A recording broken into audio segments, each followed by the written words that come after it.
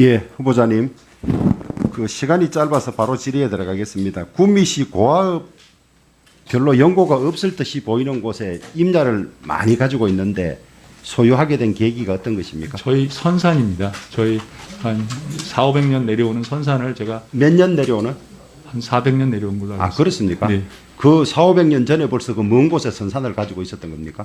예, 저희가 구미 선산시가 저희 선산이 계속 있었습니다. 그래서 상속으로 쭉 상속으로 내려온 계속 것이다. 종선으로 내려온 상속 재산입니다. 지금 미국과 통화 스와프가 한시적으로 맺었다가 종료됐죠. 네. 근데 언론에 답변하신 것을 보니까 미국과 통화 스와프를 다시 할 필요성을 별로 느끼지 않는다.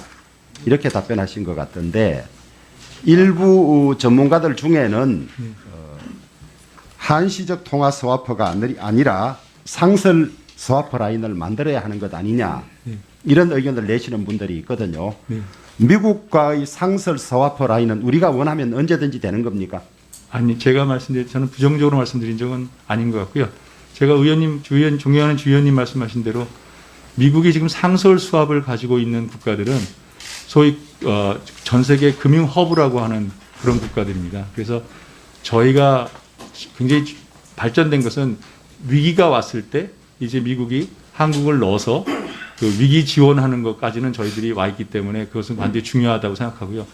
상시 수합을 요구하기 위해서는 저희 금융시장이라는 것이 국제시장, 국제 허브가 되기 전에는 그 미국 중앙은행에서 받아들일지 이런 것들에 대한 조율을 하고 저희가 부탁을 해야지 그쪽에서 도저히 그 자기들 규정이라든지 자기 상황에서 국제금융시장 허브가 안 됐을 때 상시 수합을 허용하기 어려울 상태에 저희가 그냥 원한다고 되는 것도 아니기 때문에 되면 우리나라에 도움이 되고 좋기는 하지만 아직까지 우리 여건이 그 조건을 충족하지 못하고 있는 걸로 보인다. 명분을 만들어서 저희가 더 발전시켜서 명분이 될 때 신청하는 것이 옳다고 생각합니다. 근데 이제 무엇이든지 매사 불려 튼튼이라고 네. 할 수 있을 때 할 수만 있으면 할 참 수만 좋은 있으면 것인데 예. 전문가들 중에는 미국이 지금 한국의 반도체에 목을 메고 있기 때문에 네. 이 기회에 네. 그것을 지렛대로 해서 상설 스와프 라인을 여는 것이 바람직하지 않느냐라는 의견들이 있는데요. 네. 우리가 아직 그 국제적인 금융 허브 요건을 못 갖추었다 하더라도 네. 세상에는 뭐 하도 변화가 많고 가변성이 있는 것이니까 상설 스와프 라인이 만들어지면 저는 한국 경제의 안정성을 갖추는 데는 엄청나게 큰 도움이 될 거라고 보거든요. 예, 동의합니다. 더구나 IMF에 오래 계셨고 그쪽 사정도 밝으니까 임기 중에라도 우리가 여건을 갖추어서 결국 우리 경제가 성장하고 앞으로 나아가면 금융 허브 역할도 해야 되는 것이니까 네. 임기 중에 좀 이런 것이 되면 좋겠습니다. 의견을 한번 말씀해 봐 주시죠. 예, 되면 반드시 좋다고 동의합니다. 그래서 노력해 보겠습니다. 코로나 영향이 있기는 하지만은 문재인 정부 5년 동안에 예산 규모를 많이 늘렸고 적자 국채를 많이 발행했죠.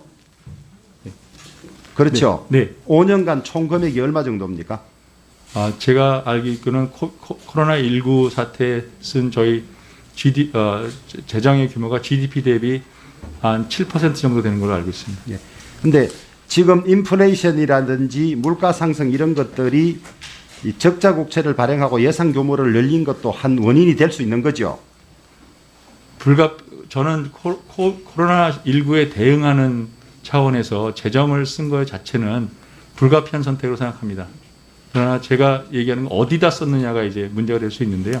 저는 다른 나라와 마찬가지로 코로나19가 생겼을 때 재정을 단기적으로 쓰는 것은 불가피한 선택이라고 생각합니다. 쓰는 것도 문제지만은 시기라든지 네. 그다음에 양도 문제가 되지 않겠습니까?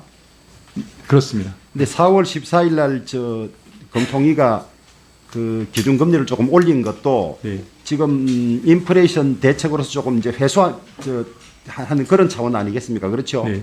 근데 우리나라가 가계부채가 지금 심각한 수준에 와 있고 네. 또 소상공인들이라든지 이런 분들 많이 어려운데 네. 인플레이션 대책만 강구를 하면 이런 점에서 또 다른 문제가 생길 수 있으니까 어느 점에서 조화를 이루고 금리 정책을 할 것이 이것이 대단히 중요한 거 아니겠습니까? 그렇습니다. 네. 추상적으로 이야기하지 마시고 네. 총재가 되면 구체적으로 이 문제를 어떤 차원에서 접근을 하겠다, 어떻게 하겠다 의견을 말씀해 주시기 바랍니다. 지금 가계부채 문제와 인플레 문제는 조금 구별하고 싶은데요.